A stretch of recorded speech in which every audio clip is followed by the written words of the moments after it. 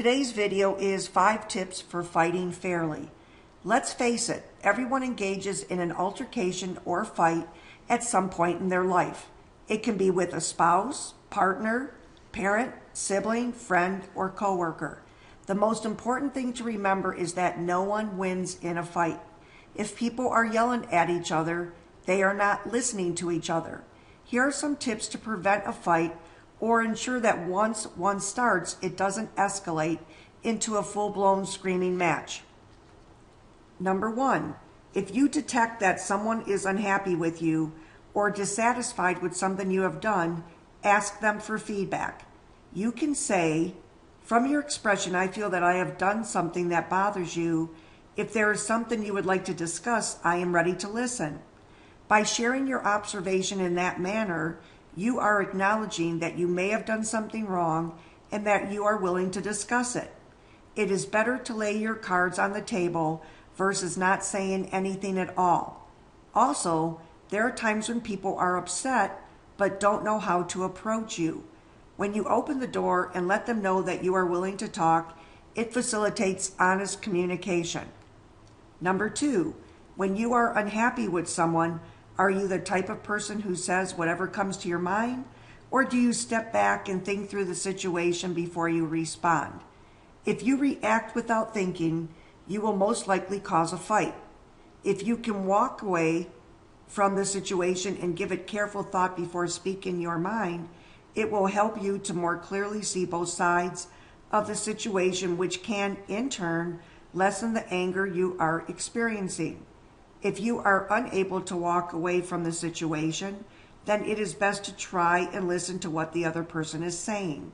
Give them time to express how they are feeling and why they acted the way they did. This might help you to better understand their perspective.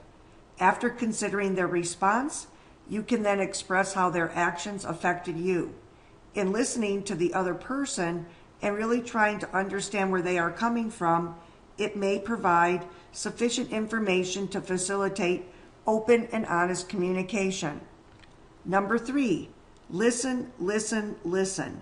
Not only can listening to another person prevent a fight from escalating, it can also serve to calm the waters before a fight begins.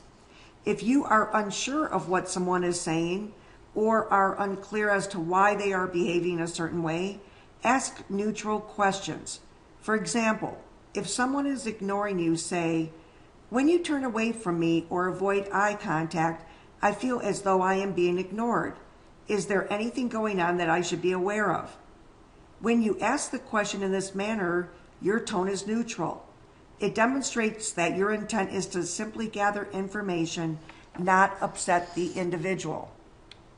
Number 4, you can always agree to disagree. Just because you feel one way about an issue doesn't necessarily mean that the other person will share the same values or beliefs. That doesn't mean that you are right and they are wrong, or vice versa. It only means that you think differently. If you are passionate about an issue or topic, you will most likely not reverse your stand on it. If you don't want someone to pressure you into adopting their view or perspective, then don't pressure them.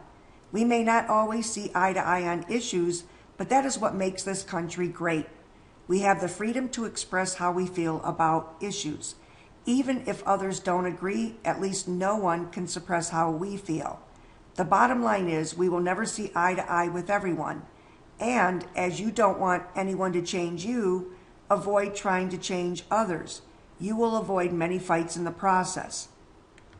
Number 5, although alluded to above, the most important tip in preventing a fight is to remember that it is not what you say, but how you say it.